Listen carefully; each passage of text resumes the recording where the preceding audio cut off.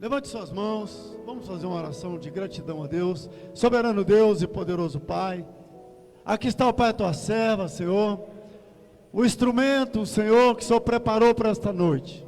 Aqui está, o Pai, o canal da bênção. Meu Deus, muito obrigado, Senhor. Os louvores, Senhor, já falou, a palavra que foi lida, Senhor, ela diz tudo, ó Pai, que é o prazer de estarmos na tua casa. Agora, Senhor, é a tua serva. Fala, Senhor, conosco nesta noite.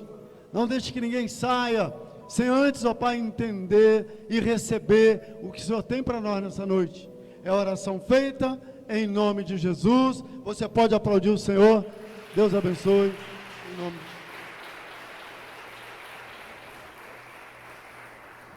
Aleluia. Amém, irmãos. Som. Ei. Irmãos, cumprimento a todos nessa noite com a paz do Senhor Jesus. Com muita alegria que estou aqui nessa noite para passar um recado do Senhor. Aquilo que Deus colocou no meu coração alguns dias atrás. E o que Deus confirmou aqui hoje para mim, desde o início do nosso ensaio, desde o devocional que a irmã Thalita trouxe nessa noite, é que que esse ambiente está propício para a reconciliação. Esse ambiente está propício para que eu e você, nós venhamos a parar, pensar e nos jogarmos nesse amor incondicional, esse amor infinito. E é justamente sobre isso que nós vamos falar nessa noite. A palavra que Deus colocou no meu coração. O tema da mensagem dessa noite fala sobre o amor de Cristo para conosco. O tema é quão amado você é. E isso Deus ministrou no meu coração, irmãos. E o texto base dessa noite é um texto muito conhecido. Está no livro de João 3,16. Mas antes de nós lermos, eu gostaria de agradecer em primeiro lugar a Deus por essa oportunidade na qual traz um peso de uma responsabilidade enorme sobre as nossas vidas. Porque, na verdade, nós estamos aqui não falando de qualquer palavra, mas de uma palavra que tem o poder para libertar, para quebrar cadeias, para transformar as nossas vidas, né? Esse amor que tem o poder que me tirou, que nos tirou das trevas e me trouxe para a luz. Esse amor que tem o poder de transformar minha vida, esse amor que me de escravo, ele me tornou filho. Então é sobre isso que nós iremos falar nessa noite. E eu agradeço ao pastor Edson também pela oportunidade, pastor, muito obrigado. O texto fala, João 3,16. Porque Deus amou o mundo de tal maneira que deu o seu Filho unigênito, para que todo aquele que nele crê não pereça, mas tenha vida eterna. Porque Deus enviou o seu Filho ao mundo, não para que condenasse o mundo, mas para que o mundo fosse salvo por ele. Não existe a possibilidade de eu falar do amor de Cristo sem falar da palavra salvação. Não existe a possibilidade de eu falar do amor de Cristo sem falar do maior amor do mundo. Esse amor que é infinito, esse amor que é incondicional.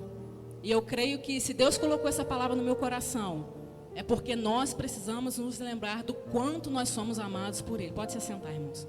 Se Deus colocou essa palavra no meu coração, é para trazer à nossa memória o quanto nós somos amados. Às vezes você pode estar se perguntando aí, mas eu já sei que eu sou amado. Sim, mas nós precisamos nos lembrar disso todos os dias. Porque o mundo é mau, nós estamos vivendo situações difíceis. Situações que, se nós formos olhar com os nossos olhos humanos, se nós não vivermos por fé e por vista, nós vamos perecer. Nós vamos ficar no meio do caminho, assim como aquele povo no caminho, quando Deus tira o povo do Egito e leva aquele povo por aquele caminho no deserto. Muitos passaram a não olhar mais com os olhos espirituais. Muitos tiraram os olhos desse amor e acabaram ficando pelo meio do caminho. Deus, ele tinha preparado, Deus, ele tinha uma terra farta, uma terra onde manava leite e mel. Então, meu irmão, isso exige muito cuidado, a nossa vida espiritual. Nós temos que ter muito cuidado com a nossa vida espiritual. Falar do amor de Cristo é algo que, ao mesmo tempo que eu acho tão simples, eu acho muito complexo. Simples por quê? Porque eu percebo o amor de Cristo em todas as coisas, nas coisas mais simples do dia a dia, na minha vida, na minha família, nas minhas amizades, no meu ministério, na minha comunhão com a igreja, em tudo aquilo que Deus tem colocado no nosso coração. Eu vejo o amor de Deus nas coisas mais simples, mais complexo ao ponto de alguém ter que morrer para que o mundo fosse salvo, para que nós tivéssemos acesso a Deus e para que nós tivéssemos direito à salvação e ao direito de viver uma vida eterna, quando nós já não estivermos mais nesse mundo. O amor é a maior manifestação da graça de Deus revelada a nós. Graça essa que nem eu, nem você merecíamos. É o favor imerecido. Porque na Bíblia fala no livro de Romanos, no capítulo 15, no versículo 13, que ninguém tem um amor maior do que este, de dar a alguém a sua vida pelos seus amigos. De dar a vida enquanto nós ainda estávamos na condição de pecadores. Quando eu leio essa passagem de João 3,16, o Senhor colocou no meu coração uma frase. Essa frase é a maior prova de amor que o mundo já recebeu. Por mais que eu e você venhamos durante toda a nossa vida receber provas de amor, pode ser a mais linda, pode ser a mais incrível, a mais bela, mas nenhuma irá se comparar a essa prova de amor. Prova de amor essa que exigiu com que Deus enviasse o seu Filho. A Bíblia fala no livro de Filipenses que Jesus não teve por usurpação ser igual a Deus, ele tinha a natureza de Deus, mas ele não tentou ser igual a Deus, mas se esvaziou de si mesmo. Ele deixou toda a tua glória, ele deixou aquele lindo céu, ele deixou toda a sua soberania, e ele na condição de homem, ele veio para essa terra com uma missão. Eu me emociono porque a missão, irmãos, nós estamos prestes a fazer uma missão e nós sabemos o quanto a batalha é grande, o quanto o inimigo, ele tenta nos parar todos os dias. Com Cristo também foi assim. Quantas coisas ele teve de suportar, quantas coisas ele teve de passar, até chegar à cruz, até aquele ato se consumar e o véu do tempo se rasgar, para que nós hoje fôssemos livres, tivéssemos direito à vida eterna. Não foi fácil, irmão. Jesus, ele teve, continuando no livro de Filipenses, fala que ele se humilhou, obedeceu e morreu por morte de cruz, a morte mais humilhante que tinha naquela época. E nós sabemos que foi por meio dessa maior prova de amor que hoje nós estamos aqui, nós podemos falar, sentir essa alegria na alma, no espírito, ter comunhão com os nossos irmãos. Porque o pecado, ele foi quebrado por meio da vida de Cristo, por meio da entrega dele. Por isso que tenho certeza que Deus colocou essa palavra no meu coração, porque existem pessoas aqui, assim como eu também, que precisam ser lembradas todos os dias do quão amado nós somos. Eu preciso me lembrar que eu tenho alguém que me ama de uma maneira incondicional, porque através dessa minha lembrança, eu trazendo à memória aquilo que me traz esperança, eu não vou desanimar, eu não vou olhar para trás. Não vai ser esse momento de pandemia, dificuldade financeira, não vai ser a perda de um parente, porque isso tudo, irmãos, tem o poder de nos parar sim, se nós não estivermos com a nossa vida no altar de Deus, se nós não estivermos agarrados em Deus, as coisas elas vão nos parar, porque é difícil. Mas esse amor, ele me ajuda a caminhar. Ele me ajuda a eu me alegrar, mesmo ainda não vendo nenhuma solução diante de algum problema. Esse amor, ele me ajuda a continuar perseverando. Esse amor, ele mantém aceso dentro do meu coração a chama da fé, da esperança, da perseverança. Ele traz paz para a minha vida. Ele traz equilíbrio para a minha alma. Ele traz alegria para a minha alma. Esse amor, ele tem esse poder. Não existe amor nenhum. E não existirá amor maior que esse. Um amor transformador. Ao longo da Bíblia, nós podemos entender e ver o quanto Deus, ele ama o seu povo, seus filhos, o quanto Deus, ele zela por essa comunhão. Esse amor é tão grande e incondicional, tão grande ao ponto, conforme eu já citei aqui, de Jesus se esvaziar da sua glória e vir para essa terra, morrer por mim e por você. Incondicional ao ponto de não ser pelos meus méritos. Amor incondicional quer dizer que é um amor que não tem limites, que é um amor constante, que é um amor imutável, que é um amor que não muda. Mesmo diante das minhas condições imperfeitas, falhas, esse amor, ele continua sendo o mesmo. É um amor diferente do ser humano. Hoje eu amo, amanhã eu odeio. Hoje eu gosto, amanhã eu não gosto mais. Hoje eu quero estar perto, amanhã por alguma coisa que o meu irmão me fez, eu quero me afastar. Mas o amor de Deus não é assim. Não importa a condição. Hoje o ambiente está propício, meu irmão. Que você tem que entender, que nós temos que entender que não importa a nossa condição. Nós podemos ter acesso a esse amor incondicional. Basta você querer. Basta você tomar uma decisão. Por mais que eu faça alguma coisa para Deus, esse amor, ele vai continuar da mesma forma. Eu posso fazer muito mais pelo Senhor, mas o amor dele, ele vai estar da mesma forma. E mesmo que eu também não faça, esse amor, ele vai continuar da mesma forma. É um amor imutável.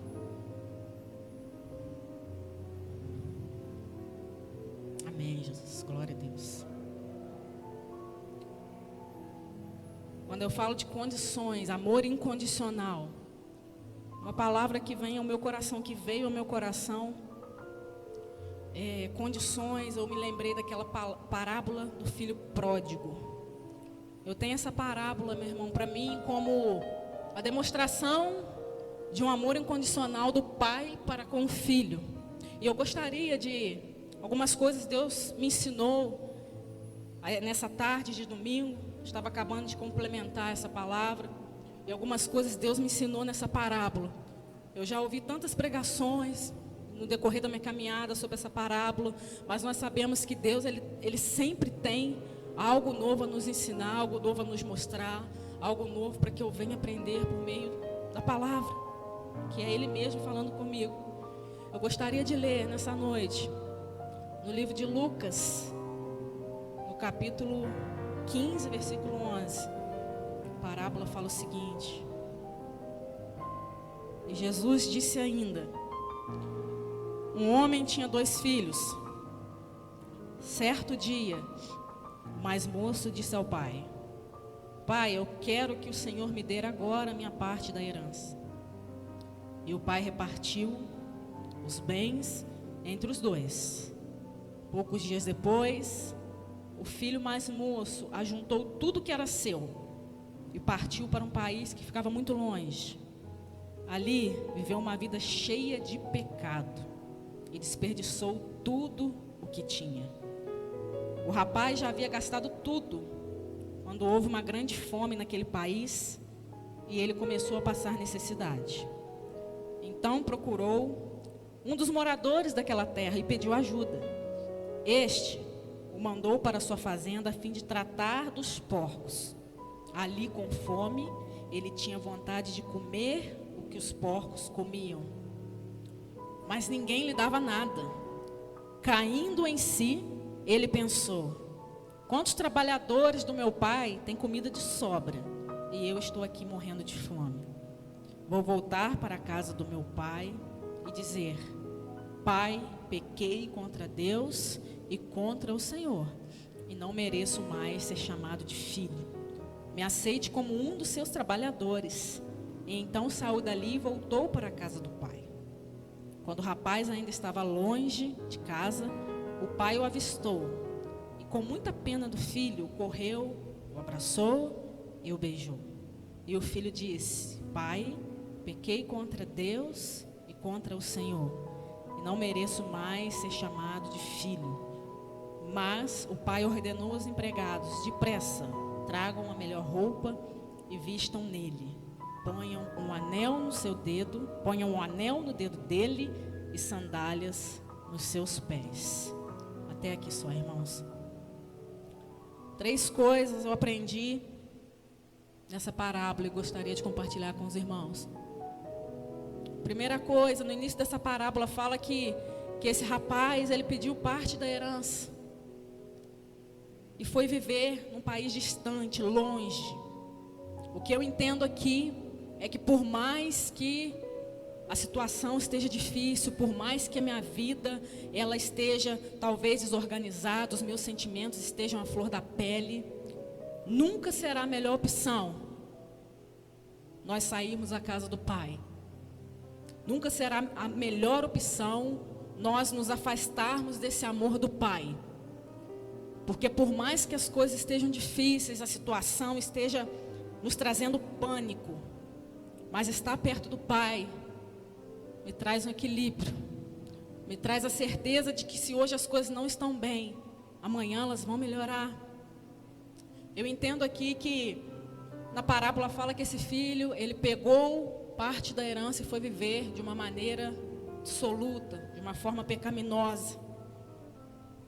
E quando eu me refiro à palavra pecado, eu me lembro que na quarta-feira, na semana passada, essa quarta-feira agora, o irmão Humberto, ele citou sobre essa palavra pecado. O que é pecado? Às vezes o pecado para mim é uma coisa, mas o irmão vai entender de outra forma e vai achar que não é pecado. Mas pecado é tudo aquilo que me afasta de Deus.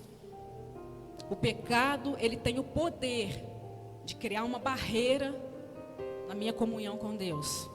O pecado, ele tem o poder de me afastar dessa comunhão com o Pai. Quando eu estou vivendo uma vida de pecado, o meu relacionamento íntimo com o Pai, ele fica embarreirado. As minhas orações, elas não sobem até o trono da graça de Deus. Mas isso não quer dizer que o amor dele por você diminuiu, não. O amor dele continua da mesma forma. Por isso que é tão importante que nós venhamos a ter muito cuidado com a nossa vida espiritual. Da mesma forma que eu alimento a minha carne, me alimentando todos os dias, eu preciso alimentar a minha vida espiritual. A minha vida espiritual tem que estar em dia. Porque não existe outra forma de eu me relacionar com Deus se não for através do meu espírito, da minha vida espiritual. Porque Deus, ele é espírito. Eu não me relaciono com o Senhor por meio da carne, mas através da minha vida espiritual. Nós precisamos nos esforçar para que a nossa vida espiritual ela esteja fortalecida, firmada na rocha. Porque se ela não estiver assim, meu irmão, a nossa vida ela vai sempre ser vazia. Ela vai sempre ser uma vida sem graça, vai ser uma vida em que qualquer dificuldade nós vamos querer parar no meio do caminho.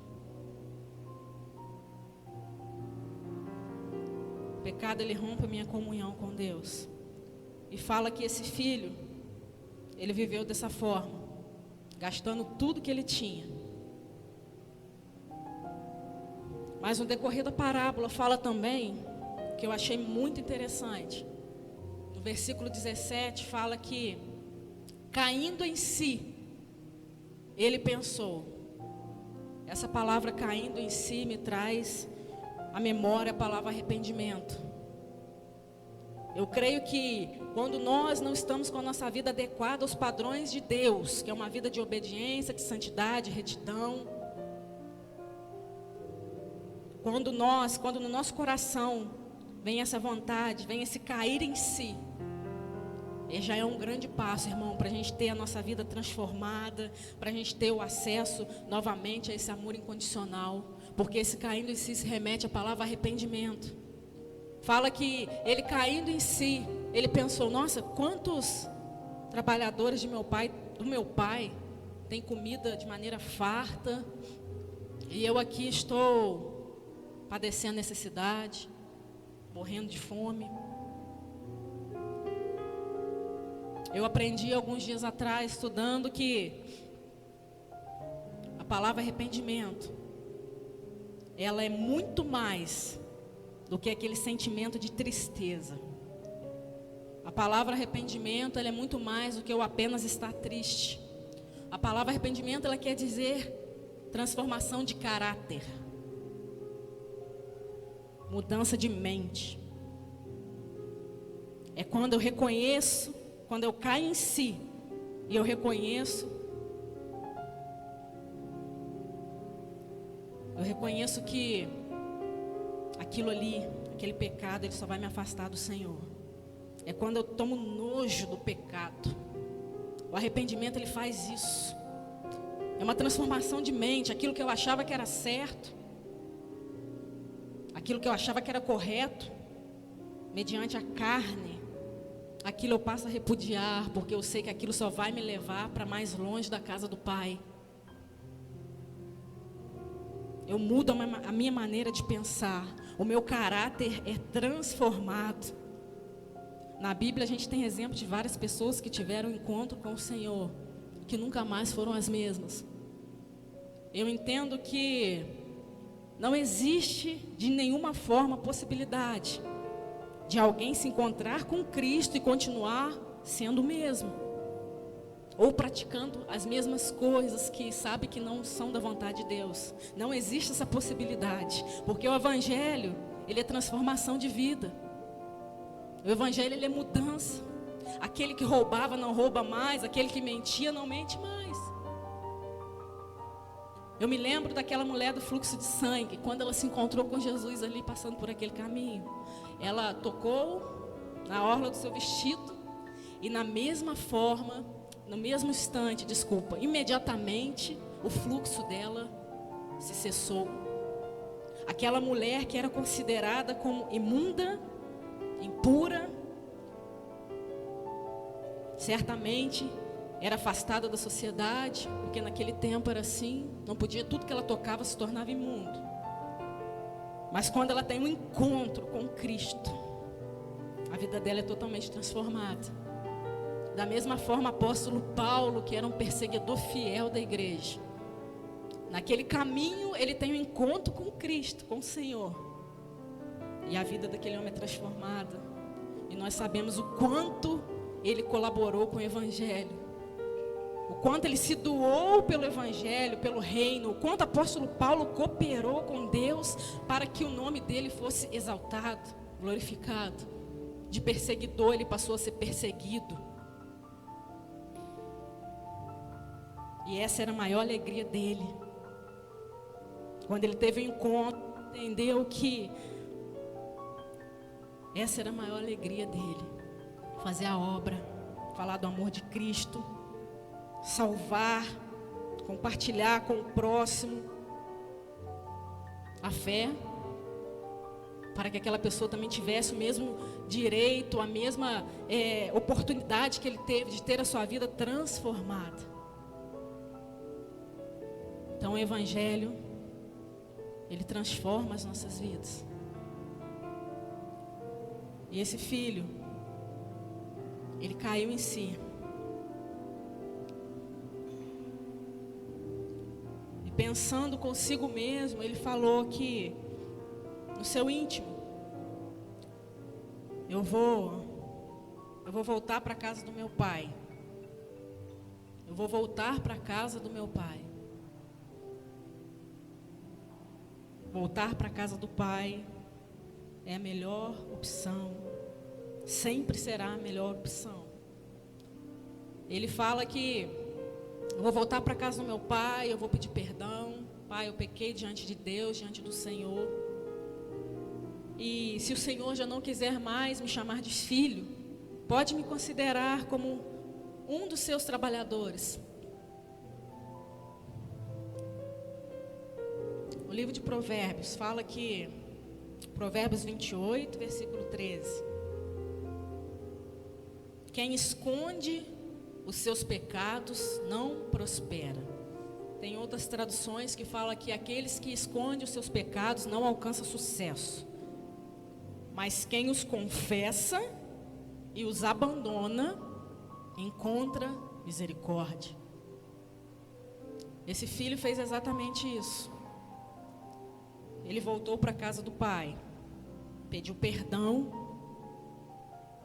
e o mais lindo que eu acho é o finalzinho também. Eu aprendi muito nessa parábola, não somente com o pai, não somente essa figura do pai tendo um amor incondicional pelo filho, mas eu aprendi também com o filho, mesmo o filho tendo errado, tendo pecado, porque o filho se arrependeu.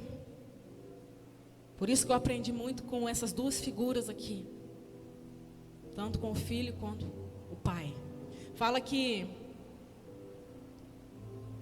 no versículo 20, fala assim: então saiu dali e voltou para a casa do pai. Quando o rapaz ainda estava longe de casa, o pai o avistou e, com muita pena do filho, correu, o abraçou e o beijou. Aqui eu entendo o grande amor inconstante, infinito, sem limites, o amor incondicional do pai para com esse filho. Aqui na Bíblia não fala que o pai, ao ver o filho, ele começou a julgar, ele começou a criticar, ele começou a apontar o dedo na cara dele por causa dos pecados que ele havia cometido, não. Mas ele avistou aquele filho de longe, certamente com o coração cheio de alegria, e ele abraçou e o beijou. E o filho reconhece: pai, eu pequei, me perdoa.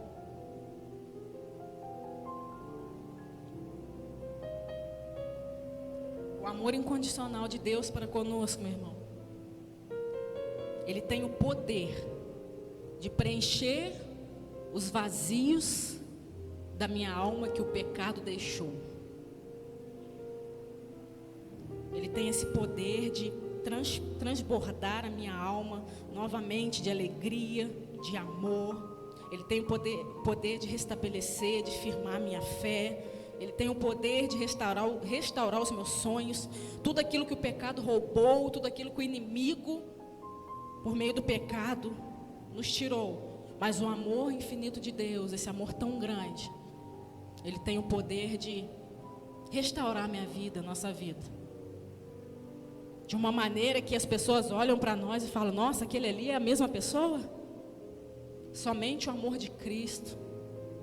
Isso tudo por causa do sacrifício dele. Ele tem o poder de restabelecer a minha vida espiritual. Aquele bloqueio que havia já não existe mais. Eu tenho acesso direto. Eu posso fazer as minhas orações, que eu sei que Deus, ele está ali. Quando eu estou no meu quarto orando, quando nós estamos no quarto, ou seja, em qualquer lugar orando, a gente sabe que Deus, ele está com os ouvidos atentos. A minha, a sua oração não tem sido em vão. Ela não voltará vazia. Existe um tempo para tudo, não significa que se eu orar por alguma coisa vai acontecer, né, no momento que eu quero, não. Mas Deus, ele recolhe as nossas orações. E elas certamente surtirão efeito sobre as nossas vidas, surtirão efeito sobre aquilo que nós temos orado e pedido. Porque Deus, ele é um Deus que está atento às nossas orações. Eu não sei, meu irmão, como a tua vida está. Eu não sei como as tuas emoções estão. Não sei como você chegou aqui nessa noite, mas o que eu sei é que você é muito amado por Deus. Nós somos muito amados por Ele. Você não pode desistir agora. Para o cristão não tem essa possibilidade de eu vou parar, eu vou desistir. Não que eu esteja falando aqui que nós somos de ferro, não. Nós podemos sim nos cansar. Nós podemos sim estar desanimados, nós podemos sim, às vezes, querer parar. Nós somos seres humanos, nós temos uma vida, emoções dentro de nós que são inconstantes. A todo tempo, as nossas emoções, elas variam. O que mantém a nossa vida estável é a presença de Deus. A presença de Deus, ela nos faz ser constantes. Nós podemos sim ter essas vontades. Estou cansado, eu estou desanimado. Nossa, que vontade de parar, deixar tudo.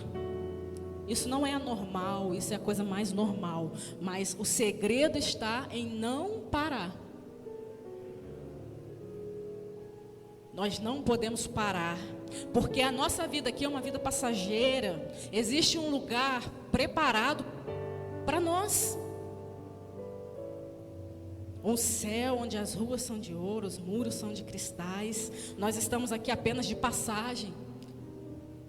Se nós desanimarmos, meu irmão, se nós pararmos, nós não vamos experimentar, viver aquilo que Deus preparou para nós. Com Cristo, nós vamos vencer. Com Cristo, nós somos mais vencedores sobre todas as coisas. Aleluia. Glória a Deus. No versículo 22 dessa parábola, fala que o pai ordenou aos empregados: depressa, tragam a melhor roupa e vistam nele. Ponham um anel no dedo dele e sandálias nos seus pés. Esse versículo também, final dessa parábola, eu acho também lindo, porque enquanto o filho falou com o pai: pai, eu pequei, eu errei, pode me considerar como um trabalhador do Senhor. O importante para mim é estar na tua casa. O importante para mim, não importa se eu estou na condição de trabalhador, o importante é que eu estou com o Senhor novamente. O importante é que eu estou perto. O que eu acho mais lindo é que aqui fala que o pai, ele trouxe a melhor roupa e vestiu nele. Enquanto o inimigo das nossas almas, ele quer nos ver com a nossa vida destruída, arrasada, enquanto ele quer nos ver no fundo do poço, o pai, ele traz para mim e para você a melhor roupa, ele coloca um anel no nosso dedo e ele nos calça novamente. Eu entendo isso como restauração de vida. Eu entendo isso como uma pessoa que alcançou novamente a graça, o favor imerecido. O Pai não nos deixará nus, o Pai irá nos vestir, nos calçar, colocar um anel no dedo. Porque nós não somos trabalhadores, nós somos filhos dele. A todos quanto o recebeu, deu-lhes o poder de ser chamados filhos de Deus. Não somos mais escravos do pecado. O pecado não tem mais poder sobre as nossas vidas. Nós temos a liberdade em Cristo Jesus. A morte na cruz dele nos dá acesso a infinitas bênçãos, a infinitas promessas. Mas nós temos que ser perseverantes, nós temos que perseverar, meu irmão. Não é fácil. Não é fácil. Mas com a presença de Deus na nossa caminhada, a gente consegue chegar lá. O amor de Deus por nós é incondicional. Tem um propósito, não muda, permanece para sempre. O que eu tenho para te falar nessa noite também é que sobre a tua vida, a minha vida, existe um propósito. O que eu entendi é que se não existisse, não estivesse um propósito de Deus sobre a minha vida, sobre a tua vida, Deus já teria levado a gente. Nós não estaríamos mais aqui nessa terra, a gente já teria partido. No livro de Jeremias, no capítulo 29, no versículo 11, fala que o Senhor fala assim: só eu sei os pensamentos, os planos que tenho a vosso respeito. Planos de paz e não de mal, para vos dar o fim que esperais. Em outras traduções fala que só eu sei, só eu conheço os pensamentos, os planos, os propósitos que tenho a vosso respeito. Planos de paz, para vos dar esperança e um futuro. Eu entendi que eu não preciso me preocupar com nada. Mesmo que isso bata, mesmo que as ansiedades batam na porta do meu coração, mesmo que a preocupação venha, mesmo que a angústia venha, mas eu não preciso me preocupar com nada, porque Deus, Ele tem um futuro preparado para mim.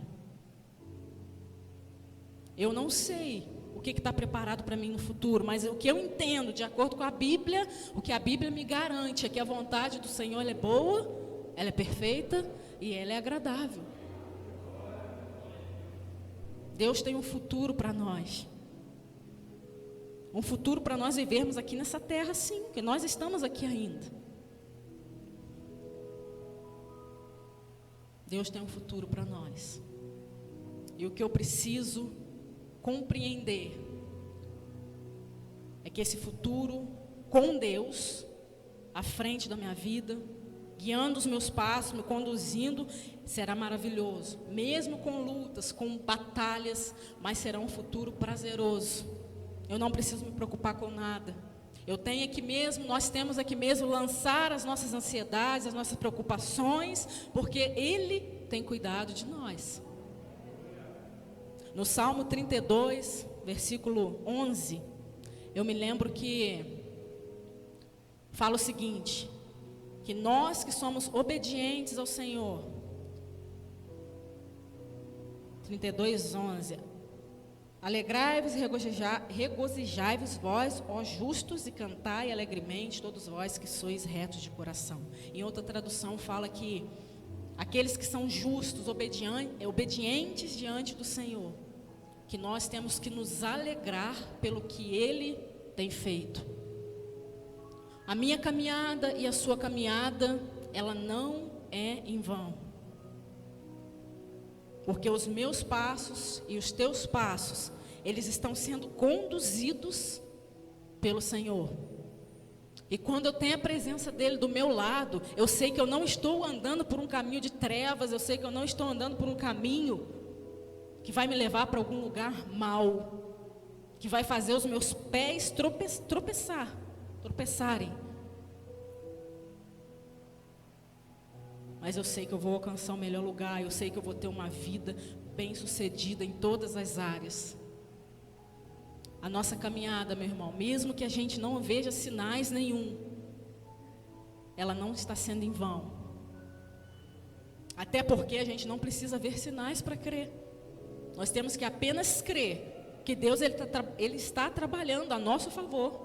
A Bíblia fala também que Ele trabalha por aqueles que nele esperam. O esperar não significa eu ficar de braços cruzados, esperando Deus fazer alguma coisa, não. O esperar, que eu entendo, é eu continuar me preparando, é eu continuar levando uma vida de obediência, é eu continuar me esforçando, cooperando por meio das minhas atitudes, por meio da minha vida, é eu continuar fazendo a minha parte, ser uma cooperadora com Deus, para que o trabalhar dele ocorra na minha vida, na tua vida.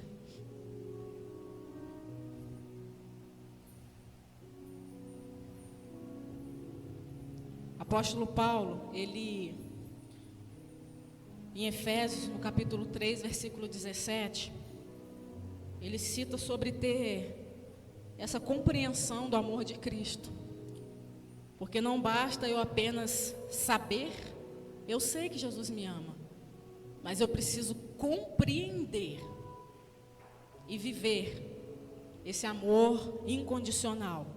Da mesma forma, eu posso provar para Deus esse amor por meio da minha comunhão com os meus irmãos, amando ao Senhor de todo o meu coração, com toda a minha mente, com todo o meu ser, de todo o entendimento, e amando o meu próximo como a mim mesmo.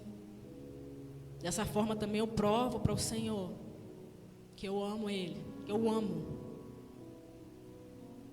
Esse amor também tem que estar dentro dos nossos corações, ao ponto de nós darmos também a nossa vida por Ele.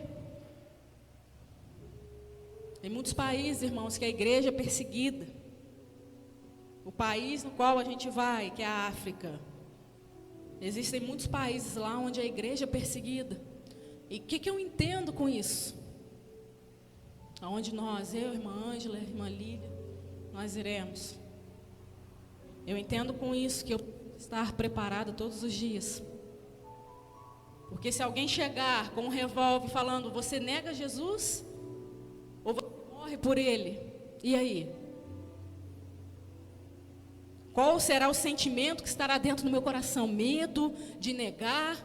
Ou aquele sentimento de amor incondicional? Se Cristo deu a vida dele, eu também posso dar a minha vida por Ele.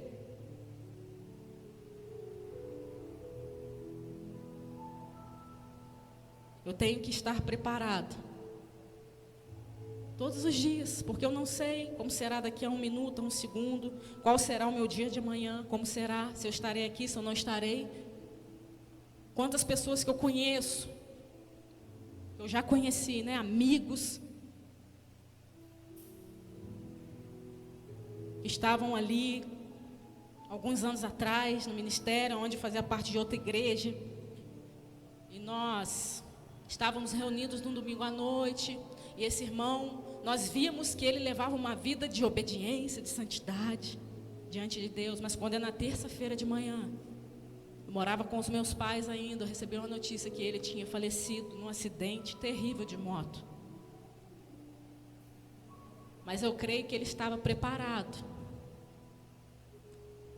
Por isso que nós temos que estar com a nossa vida espiritual fortalecida. A Bíblia fala que existe uma guerra entre a carne e o espírito. Um quer fazer uma coisa, o espírito quer uma coisa, a carne quer fazer outra. Então é uma guerra constante, é uma guerra diária. Só que nós entendemos que nós podemos ver que numa guerra, alguém tem que sair vencedor. E aí que nós vemos, nós podemos ver o que vai sair vencedor. Será a carne ou será o espírito? A nossa carne, ela tem que morrer todos os dias. E o espírito tem que estar forte. O espírito tem que estar ganhando essa guerra todos os dias. Nós precisamos nos alimentar espiritualmente. Eu preciso ler mais a Bíblia. Eu preciso tirar o meu tempo de oração. Eu preciso ouvir aquilo que Deus, o direcionamento de Deus para a minha vida. Eu preciso entender qual o próximo passo que eu tenho que dar. Eu não posso querer dar passos que o Senhor não confirmou na minha vida. Eu não posso passar à frente de Cristo. Se eu estou seguindo o passo dele, eu tenho que ir após ele, tomar a minha cruz e seguir ele, negando a mim mesma todos os dias, nos negando todos os dias. Eu não posso confiar na força do meu próprio braço ou até mesmo no meu próprio entendimento, porque o coração, ele é enganoso. E tudo isso, irmãos, nos mostra que Deus, ele tem que governar. A presença de Deus, ela tem que ser soberana sobre tudo em nós. Nós temos que entregar mesmo o controle. Falar, Senhor, eu não quero ter controle de nada na minha vida. Que o Senhor assuma o controle da minha vida e me direcione em tudo. Que cada passo que eu der seja confirmado pelo Senhor. Se é para ir para a direita, para a esquerda. Que em tudo eu veja, que em tudo eu compreenda que é o Senhor que está me levando. Eu não quero confiar em mim mesma. Eu não quero seguir as minhas próprias emoções. Eu não quero seguir os meus próprios achismos. Eu acho, eu quero, não. Assim como Cristo disse, Senhor, Jesus, ele estava num momento onde estava perto da crucificação, e ali fala que ele estava, creio eu que, suando como gotas de sangue, né? Na Bíblia fala que ele estava num momento mesmo de ansiedade, né? Muita adrenalina, angústia, porque já estava chegando o momento dele cumprir aquela missão, dele se entregar naquela cruz. Mas ele fala assim: Senhor, se for possível, afasta de mim esse cálice, mas que não seja feita conforme a minha vontade, mas a vontade do Senhor. Que a vontade de Deus nas nossas vidas, ela venha prevalecer todos os dias.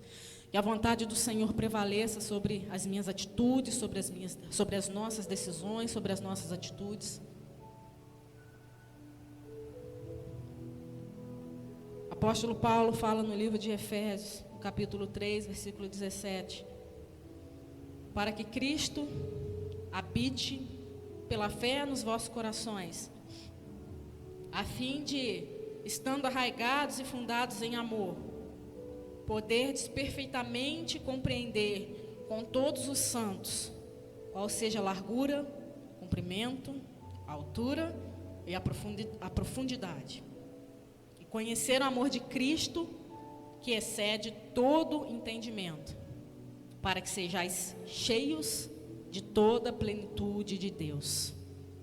Eu entendo aqui que o apóstolo Paulo fala que é necessário nós conhecermos e compreender esse amor. E à medida que eu conheço e compreendo esse amor, a minha vida ela se torna completa. À medida que eu vou conhecendo, estando mais próximo desse amor, Deus é amor. Esse amor é a verdadeira presença dele na minha vida, é a verdadeira presença dele na minha caminhada, ao meu lado, me acompanhando, nos acompanhando. À medida que eu vou vivendo esse amor, compreendendo esse amor, tendo mais conhecimento, a minha vida ela vai se tornando completa, cheia da plenitude de Deus. Completa ao ponto, meu irmão, de a nossa vida esse amor não ficar somente para nós mesmos, mas transbordar também na vida de outras pessoas, ao ponto das pessoas verem também, sentirem e querer também experimentar esse amor, porque nós somos um canal de bênção. Eu e você somos cooperadores do reino de Deus. Deus ele conta comigo e contigo para levar o nome dele, para falar da palavra dele. Nós somos um rio, a nossa vida ela é como um rio que flui na vida de outras pessoas.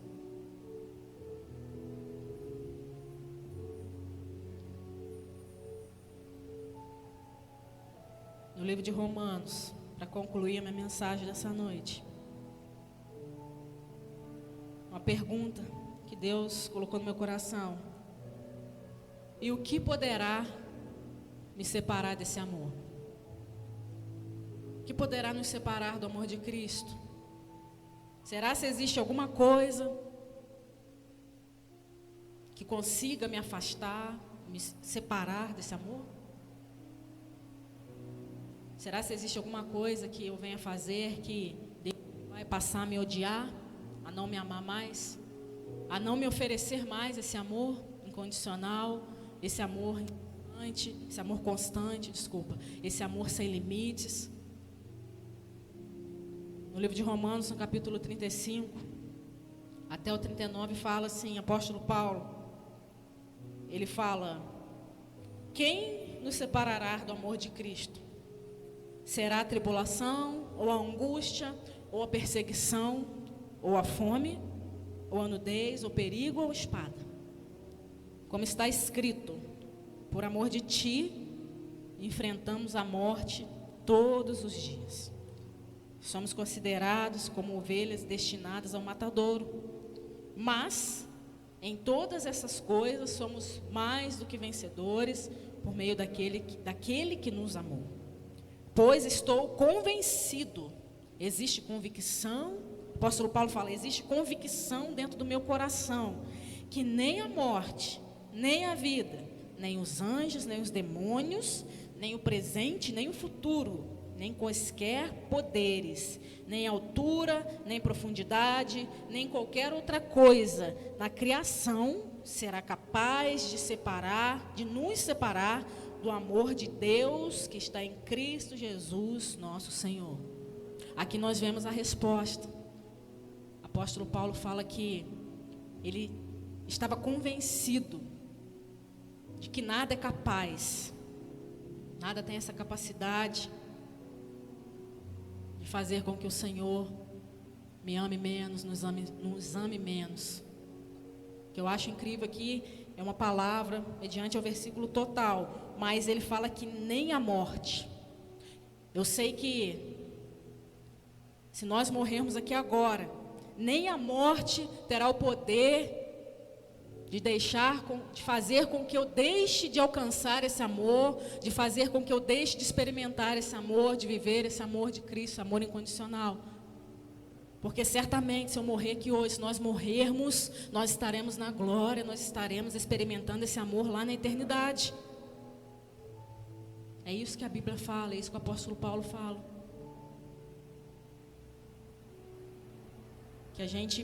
Que nós possamos sair daqui nessa noite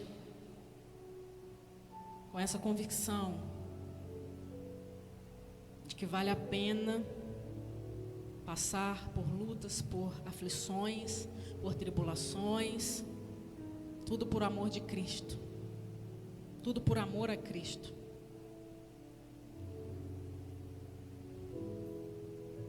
No mundo, Jesus disse, no mundo tereis aflições. A vida com Cristo, ela não me isenta de viver problemas. Jesus disse, no mundo tereis aflições, mas tende bom ânimo. Nós temos que ter um bom ânimo.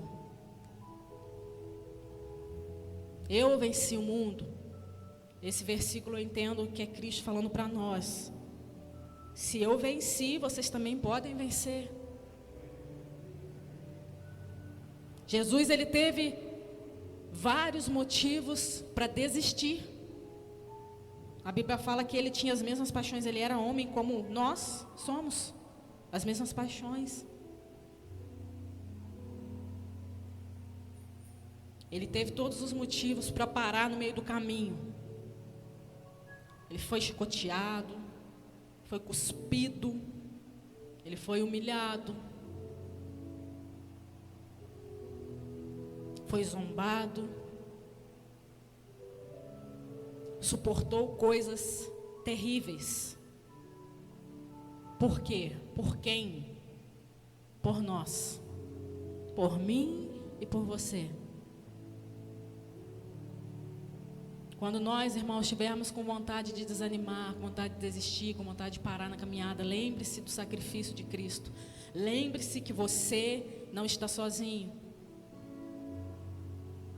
Que o amor do Senhor, ele preenche a nossa alma. O salmista Davi, ele fala, por que está abatida a minha alma e por que te perturbas dentro de mim? Espera no Senhor, pois ainda louvarei. O amor de Cristo, ele coloca as coisas em nossas vidas em ordem. Aquilo que está fora do lugar vai se achegando ao lugar. Por isso que você, não sei da tua vida, mas se você está aqui nessa noite e ainda não experimentou desse amor, ainda não conhece, você tem acesso, basta você querer, basta você tomar uma atitude. Não importa o teu passado, não importa o que você fez, vinde a mim como estás. Quem convence não sou eu, não é o meu irmão, não é o ministro, não é o pastor, mas quem convence o homem do pecado, da justiça, do juízo é o Espírito Santo. Se nós ficarmos presos ao nosso passado, nós não vamos avançar. Nós precisamos deixar o passado. Nós precisamos dar um passo em direção à vontade de Deus. Nós precisamos viver as promessas que Ele tem para nós. Mas Deus, Ele não força a barra com ninguém. O primeiro passo quem tem que dar é eu e você. O primeiro passo, aqui fala na parábola do filho pródigo, que ele deu o passo, ele se arrependeu. Ele caiu em si. E ele deu o passo de voltar para a casa do pai. Ele teve essa atitude.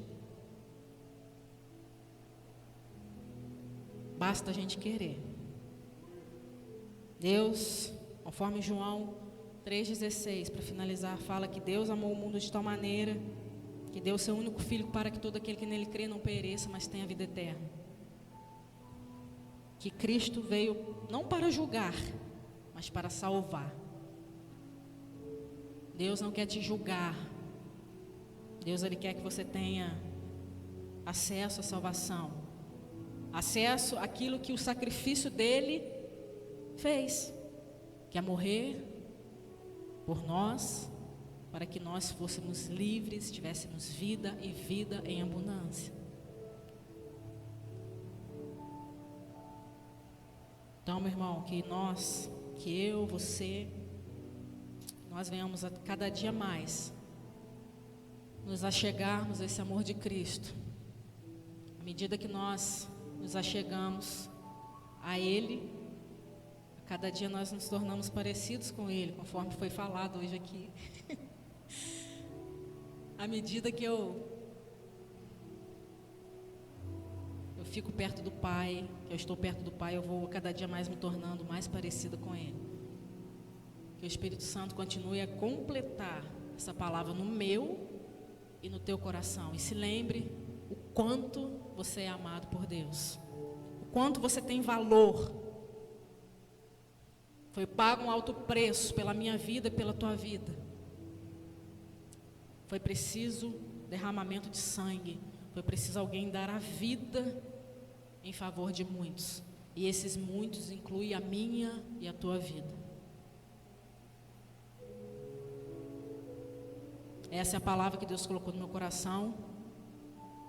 E que Deus continue a completar, a falar, e que essa palavra não fique apenas no dia de hoje, que não entre pelos nossos ouvidos e saia, não. Mas que essa palavra ela possa alcançar, que essa semente que foi lançada hoje, tudo aquilo que Deus ministrou por meio da minha vida, possa cair numa boa terra, porque o teu coração é uma boa terra, porque em você habita o Espírito Santo. Que essa palavra possa cair numa boa terra e dar frutos para o reino de Deus, para que o nome de Deus seja glorificado. Eu agradeço a oportunidade, que o Senhor continue a falar nos nossos corações e que esse amor, ele possa a cada dia mais nos encher ao ponto de nós vivermos com a nossa vida espiritual transbordando, transbordando e transbordando. Em nome de Jesus. Eu agradeço a oportunidade. Em nome de Jesus. Amém. Feche seus olhos. Nós te damos graças, Senhor, pela palavra ministrada nessa noite, pelos louvores. Te louvo, Deus, pela vida de cada irmão, pela vida de cada irmã. Te louvamos também, ó Pai, por aqueles que não puderam vir. Tu sabes, Senhor, de todas as coisas. Mas, Pai, eu te peço uma bênção toda especial, Senhor, por aqueles, Senhor, Pai, que estão enfermos, aqueles que estão hospitalizados. Também te peço, ó Pai, uma bênção especial para aqueles da área de saúde, Senhor, que têm esforçado, tá? Que têm feito, ó Pai, de coração, Senhor, muitas das vezes colocando a sua própria vida, Senhor, em risco, Deus. Mas nós te pedimos, ó Pai, uma bênção toda especial. Toma, Senhor, nas tuas mãos o teu povo, Senhor. Leva agora a tua igreja para os seus lares, Senhor. Nos dê, Senhor, a noite de paz, nos dê uma noite abençoada. E uma semana, Senhor, também de trabalho nas tuas mãos. Te entregamos em nome de Jesus. Que o amor de Deus Pai, e que a graça do nosso Senhor e Salvador Jesus Cristo, e que as doces consolação do Espírito Santo de Deus seja contigo e com todo o povo de Deus na face da terra. Todos digam junto, amém. Aplauda o Senhor. Está terminado em nome de